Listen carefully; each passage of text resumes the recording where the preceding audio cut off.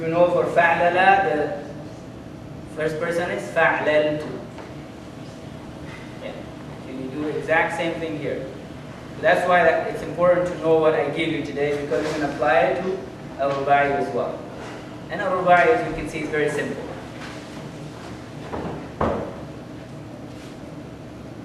Okay.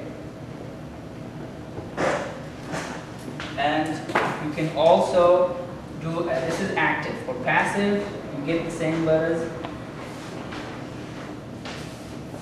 And strip them of all of these things, give it this one. فُعْلِلَ. So, فَعْلَلَ, he did something. فُعْلِلَ, something was done to him.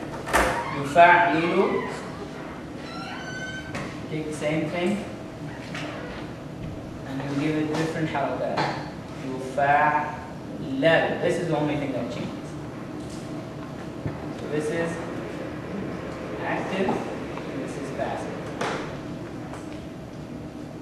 Okay? فُعْلِلَ and يُفَعْلِلُ.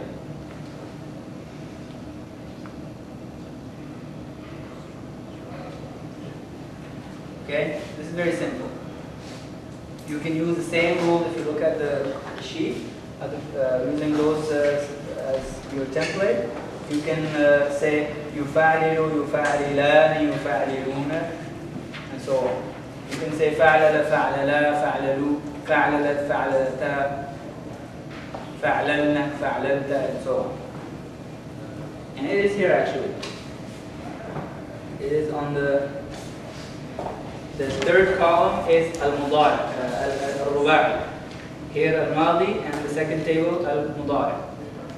And ignore the last table, which we will cover some other time.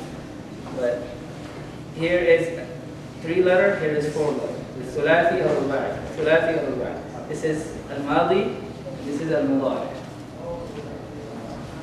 And if you look at it and think about it, it uses the same exact patterns. The al-rubai only has an additional letter at the end, which is denoted by the lam, which is shown by the lam at the end.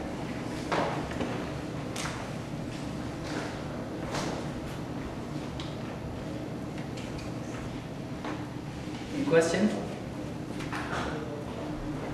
So that second lam that we see applies to rubai? Second lam, where you add the second lam? Yes. In the diagram. The second lam means this is not an extra letter. I'm adding the lam because the additional letter is also a root letter. Otherwise, that letter itself would have shown up, right?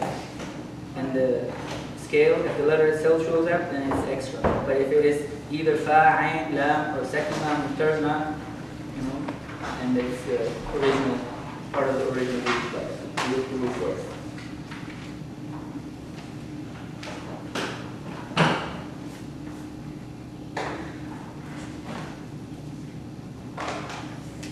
Okay, so what do we want to do we want to do tomorrow? Should we continue or should we do a review of what we have covered so far? Review? Yeah. How many people have a review?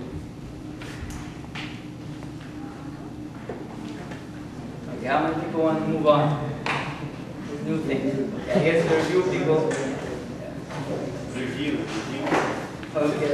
If it's possible, if you have some exercises for us to do, that would be useful. Yeah, I hope we can do that tomorrow. Yeah.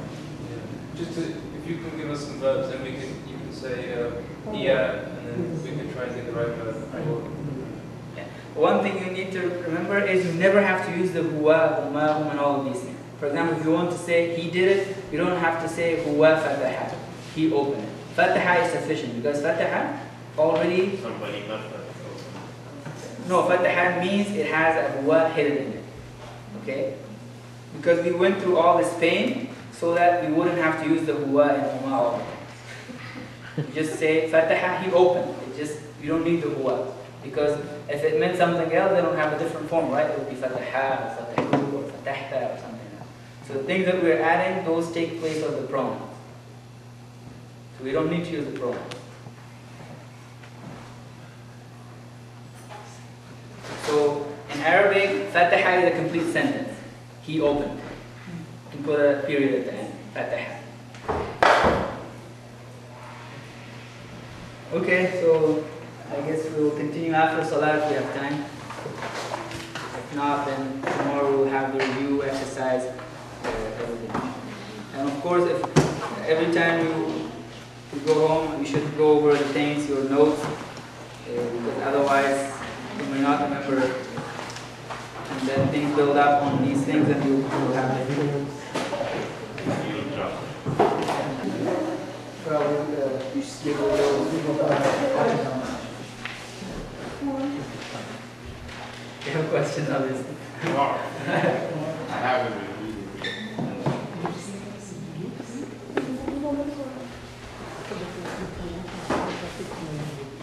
it. We'll introduce today again. I want to emphasize that it's very important because this will make everything else easy. Because there's a lot of other forms that we'll be dealing with.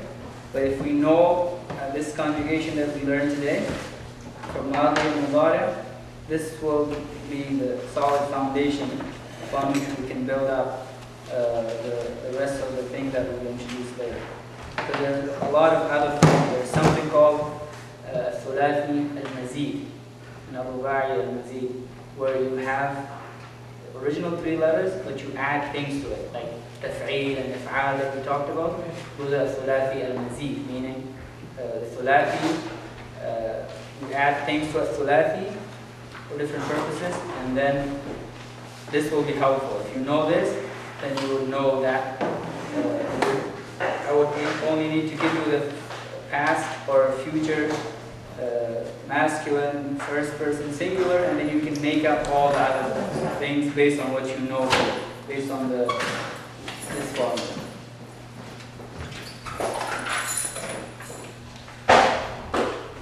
Did you have a chance to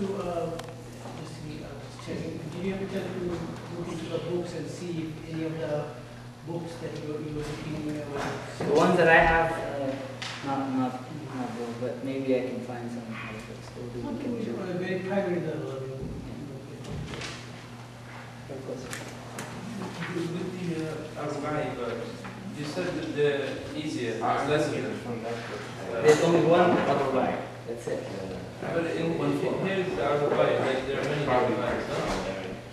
Yeah, there is, okay, here the ayn keeps changing, right?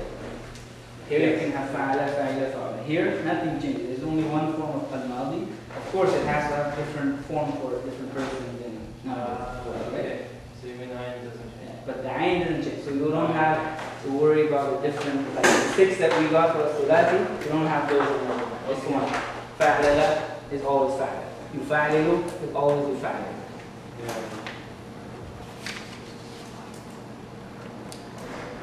Any more questions? If I can introduce a new thing real quick, very simple. The amr or the command, we make that from al-mudari.